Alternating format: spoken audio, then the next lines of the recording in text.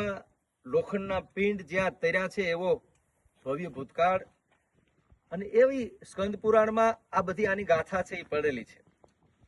એના આંગણામાં ઘણા વર્ષો પછી એક એવી પ્રેરણા એક માણસને થાય,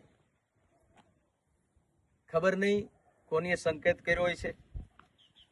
જે સમયે જે ઘટના ઘટવાની છે એ તો ઘટવાની જ છે, પણ મહાભાગ્યશાળી એવા માણસો હોય છે જેમાં નિમિત્ત બને છે. એવા એક નિમિત્ત બનનાર માણસ એટલે દાના મામા ગોજિયા. એને આ વિચાર આવે. વિચાર આવ્યા પછી એમ થાય કે શું કરવું? તો બીજો વિચાર એવો આવે કે અખિલ યાદવ મહાસભા, અખિલ યાદવ ના નામથી સારાય વર્લ્ડમાં, સારાય વિશ્વમાં, આ ધરતીમાં જ્યાં જ્યાં યાદવો છે, ખાલી અખિલ ભારતીય નહીં, અખિલ વિશ્વ યાદવના નામથી આપણે એક કાર્ય કરીએ, એકના નામથી નહીં. એવો વિચાર આવ્યો પછી એમ થાય કે શું કરવું? કારણ કે જે ઘટના અહીં ઘટી છે અને 5,500 પોણા 6,000 વર્ષ જેવી આપણે અટકળે એવી વાત કરીએ કે જ્યાં પાંડવોએ જે પિંડ તાર્યા હતા, કેટલા જેટલા વર્ષો થયા હોય. પછી આ બધા જાણો છો, ઇતિહાસથી વાકેફ છો, ઇતિહાસની કઈક છણાવટ કરવાની જરૂર નથી. એ આખી ગાંધારીના શ્રાપની આખી વાત દુર્વાસા નિમિત્ત બને, સાંબ એના આંગણામાં આવે અને આખી એક ઘટના ઘટે, અને આખા કૃષ્ણને જોતા જોતા કૃષ્ણ સહિત નિયતિએ જે કઈ માંડ્યું હોય છે એ નિયતિના નિયમ પ્રમાણે આ જગતમાંથી એમની વિદાય થાય. બાપો એ ધરતીમાં આ દિવસ લગી બધાને એ યાદ કરવામાં આવ્યા છે, પણ મુનિ દુર્વાસાને યાદ કરી અને જો કાર્ય થતું હોય તો એ કદાચ આ પ્રથમ હશે આ ભૂમિમાં, આ વિસ્તારમાં. દુર્વાસા ઋષિને યાદ કરી અને જો કોઈ કાર્ય થતું હોય તો એ આંગણામાં બધા પાસાઓને ધ્યાનમાં લઈ, બધી બાબતોને ધ્યાનમાં લઈ અને આ અખિલ વિશ્વ યાદવ આહિર સમાજ, જેમાં એના નેજા હેઠળ, એના નામ હેઠળ આ કાર્ય થવાનું છે.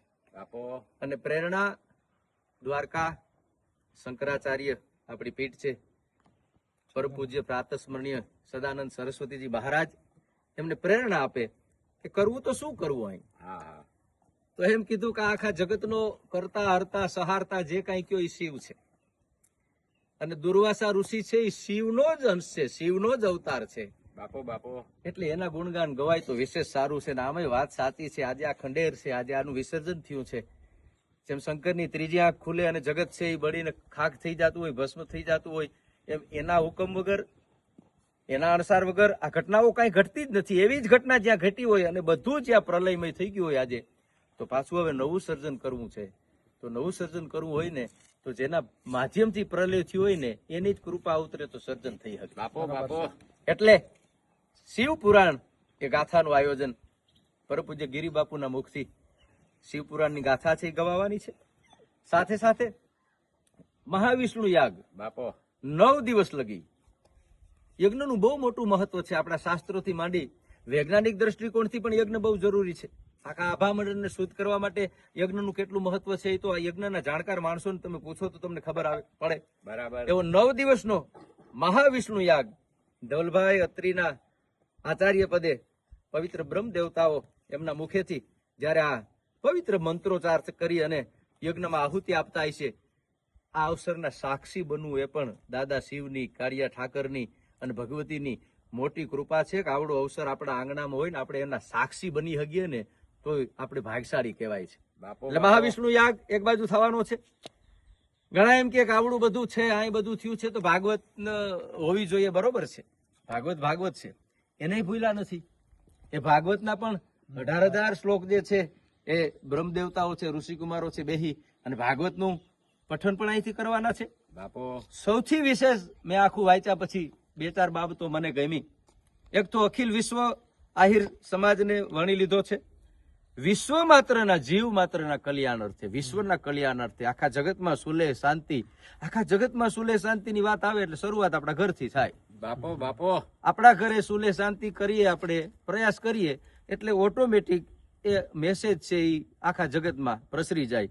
હેતુ એ જ છે, બસ માનવ માત્ર જીવ કલ્યાણ અર્થે પોતાની પ્રવૃત્તિ કરે અને દરેકના જીવને જે કાંઈ આ અખિલ બ્રહ્માંડના માલિકે આપણને મોકલ્યા છે એ ફરજ નિભાવતા સારી રીતે પોતાનું જીવન છે એ પસાર થાય એવો વિશ્વ શાંતિનો એક બહુ મોટો મહામંત્ર લઈ અને આ અખિલ વિશ્વ આહિર સમાજના મંચના માધ્યમથી, એના નામના માધ્યમથી આ દાનામામા ગોજિયા અને સમગ્ર આ આહિર સમાજ, આહિર પરિવાર આમાં જોડાયો છે.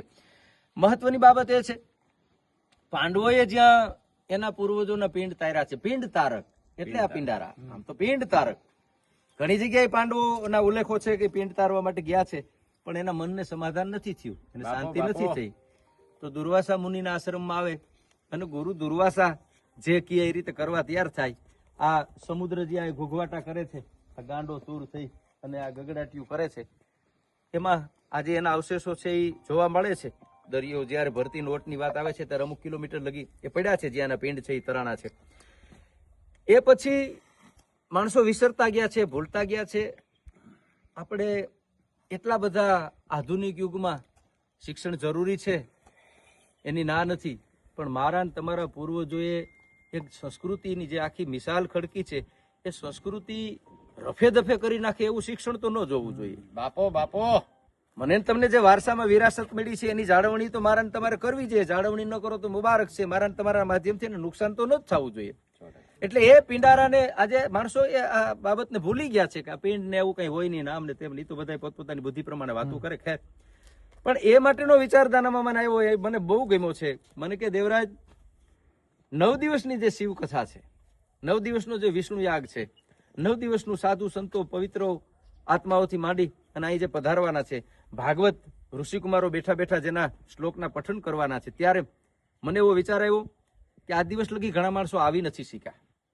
ઘણો માણસ હોય એને આવવું હોય, પણ તમે સમજી શકો છો હેલું નથી કરવું, અહીંયાથી બધી વ્યવસ્થા પહોંચાડવી, 5-50 હગાવાલાને લઈ આવો, કાંઈ ખર્ચો ન ગણો તો 5-10 હજાર ખર્ચો. એ તો જેની પાસે છે એને ખબર છે, બાકી નથી એના માટે 5,000 બહુ ધોયલા છે સાહેબ, તો જેને જોયું હોય એને ખબર હોય. એટલે આવા માણસોને મનમાં એમ ન થાય કે અમે અમારા પૂર્વજોના પિંડ છે એ તારી ન શીખ્યા. એ માટેનો વિચાર જે મામાને આવ્યો છે, વિચારને લોક સાહિત્યકાર તરીકે હું વંદન કરું છું. આ 9 દિવસમાં તમને એમ થાય કે અમે અમારા પૂર્વજોના પિંડને અહીં તર્પણ નથી કરી શક્યા, તો આ 9 દિવસ પવિત્ર બ્રહ્મ દેવતાઓ જે કાંઈ એની વિધિ થતી છે, વિધિની રૂચાઓ, એના શ્લોકો, એના મંત્રો છે બોલવાના છે. તમારે ખાલી તમારું દેહ લઈ, તમારું શરીર લઈ, તમારે ખુદને તમારા પૈંડે અહીં આવીને તમારા પૂર્વજોના પૈંડ તારવાનો એક બહુ મોટો અવસર છે. આ 9 દિવસ 29/3/2026 થી લઈ અને 6/4/2026 લગી આ 9 દિવસનો જે અવસર છે, એમાં શિવગાથા, વિષ્ણુ યાગ, ભાગવતના પઠન સાથે મહત્વમાં કોઈ બાબત મહત્વની હોય તો કોઈ પણ જગ્યાએ આ મેસેજ જાય, મારા માધ્યમથી, કોઈના માધ્યમથી આ મેસેજ જાય, બસ તમારે તમારા પૂર્વજોના પિંડને તારવા હોય તો ખાલી તમારા પૈંડને લઈને આવી જાઓ. એટલે અહીં બધી વ્યવસ્થા છે, અહીં બ્રહ્મદેવ તો હશે, અહીં બધી વ્યવસ્થા હશે, અહીં સાજ સામગ્રી હશે, તમારે કાંઈ લઈ નથી આવવાનું. સમગ્ર આ આલમ માટે આ એક અવસર આવ્યો છે. અખિલ વિશ્વ આહિર સમાજ આમાં નિમિત્ત બન્યા છે, સાથે 18 વરણને આ પધારવામાં ભાવભર્યું આમંત્રણ છે. અને ચારેય દિશાઓ, 10 દિશાઓ, આમ તો મેન 4 દિશા આપણી, પણ 10 દિશાની જે વાત થાય છે, ઉલ્લેખ જ છે ચારેય દિશામાંથી જે કોઈ આવી અને અવસરનો લાભ લઈ શકે છે. તો બસ દેવભૂમિ દ્વારકા જિલ્લાના આંગણામાં ઘણા વર્ષો પછી આવો એક વિચાર આવ્યો છે, ઘણા વર્ષો પછી આવી એક ઘટના ઘટી રહી છે. આ અવસરના સાક્ષી બન્યા છીએ ને, એ પણ હું મારી જાતને